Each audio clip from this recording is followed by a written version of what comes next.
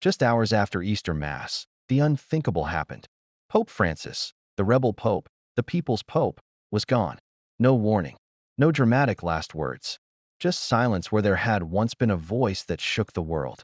This wasn't just another papal death. This was different. Because Francis wasn't like the others. He refused the gold, the palaces, the grandeur.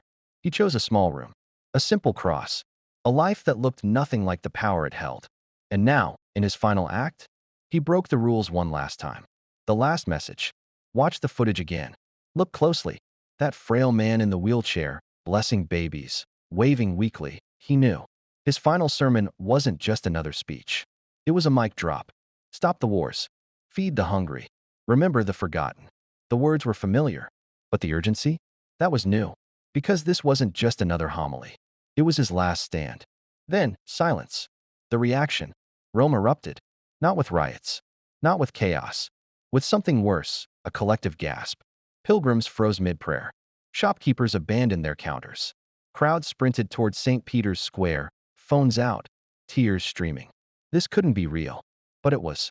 World leaders, atheists, Muslims, conservatives, liberals, all said the same thing. We lost something rare. Not just a religious figure. A moral compass. The only man who could scold presidents and billionaires and leave them nodding in agreement. The Francis effect. Let's rewind. How did a nightclub bouncer from Argentina become the most influential pope in centuries? Simple. He refused to play the game. While past popes hid behind Vatican walls, Francis walked into prisons, kissed the feet of inmates, held the disfigured so close they forgot their own scars.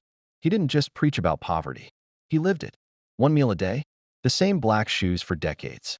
No red velvet slippers, just orthopedic shoes from a regular store. And the establishment? They hated it.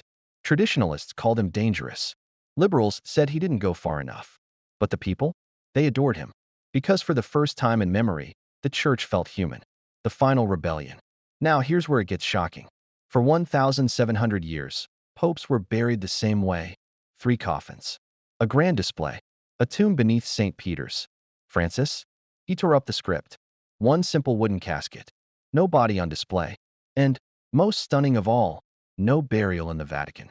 Instead, he chose a basilica in downtown Rome. A place where ordinary people could visit. Where the homeless he championed could pray beside him. The message was clear. Even in death, I belong to the streets. What happens next? The cardinals are panicking. And they should be. Electing a new pope is always tense. But this time, it's a nightmare.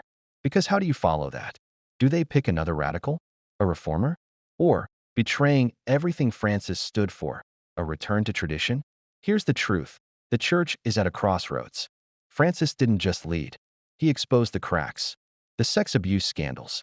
The corruption. The hypocrisy. Now, the cardinals must decide.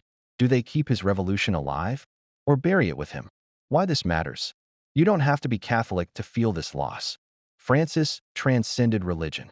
He was the last global figure who spoke without filters, without polls, without fear. In a world of shallow leaders, he was depth. In an age of self-interest, he preached selflessness. And now, we're left with the question he asked every day: who will carry this forward? The answer starts now. The conclave looms. The world watches. And somewhere, Francis is still whispering, do better. Final thought. That wooden coffin wasn't cheap. It was a protest. A protest against greed.